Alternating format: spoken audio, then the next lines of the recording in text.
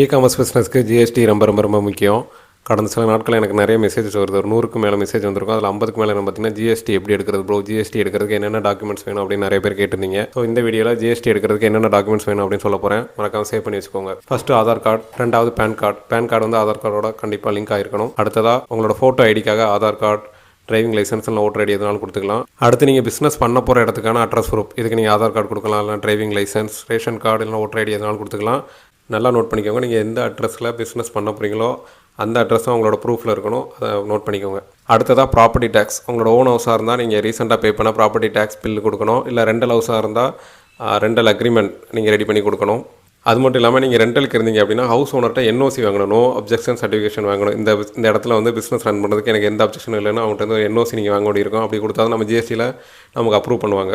அடுத்ததாக bank account. GST வாங்கினதுக்கப்புறமா current account, business நேமில் கரண்ட் அக்கௌண்ட் ஒன் பண்ணி அதோட லிங்க் பண்ணணும். ஆனால் இப்போதைக்கு உங்களோட சேவிங்ஸ் அக்கௌண்ட் இருந்தால் கூட போதும். அது அடுத்ததாக இபி பில் நீங்கள் டவுன்லோட் பண்ணும்போது ஜிபேயில் அனுப்புனது இந்த ₹100 மட்டும் அமௌண்ட் மட்டும் காட்டும். அந்த மாதிரி கொடுக்கக்கூடாது. நீங்கள் கொடுக்க போகிற இபி பில்லை நீங்கள் பிஸ்னஸ் அட்ரஸ் இருக்கிற அந்த அட்ரஸும் கண்டிப்பாக அந்த இபி பில் இருக்கணும். அப்போ தான் அப்ரூவ் பண்ணுவாங்க, இல்லைன்னா ரிஜெக்ட் ஆகிடும். அடுத்து உங்களோட பாஸ்போர்ட் சைஸ் ஃபோட்டோ ஒன்று. இது எல்லாத்துக்கு மேலே இன்னொரு முக்கியமான என்ன பார்த்தீங்கன்னா நம்மளோட பிஸ்னஸ் நேம் போர்டு. அதனால் ஜிஎஸ்டி நம்பர் வாங்குறதுக்கு முன்னாடி உங்களோட பிஸ்னஸ் நேம் என்னென்னு டிசைட் பண்ணிக்கோங்க. அந்த நேமில் வந்து ஒரு பிஸ்னஸ் நேம் போர்டு பேனர் மாதிரி கிரியேட் பண்ணிக்கோங்க. அதை வந்து நீங்கள் எந்த இடத்துல பிஸ்னஸ் பண்ண போகிறீங்களோ அந்த இடத்துல வெளியில் வந்து நீங்கள் தொங்க விட்டுட்டு அது பக்கத்தில் நின்று நீங்கள் ஃபோட்டோ எடுக்கணும். நார்மல் ஆப்பில் ஃபோட்டோ எடுக்கக்கூடாது. ஜிபிஎஸ் லொக்கேட்டர்னு ஒரு ஆப் இருக்கும். ரெஃபரன்ஸ்க்கு நான் இமேஜ் கொடுக்குறேன், பார்த்துக்கோங்க. இந்த மாதிரி உங்களோட பிஸ்னஸ் நேம் போட மாட்டிட்டு நீங்கள் அது பக்கத்தில் இருக்க மாதிரி ஃபோட்டோ எடுத்து அதுவுமே சப்மிட் பண்ணணும்.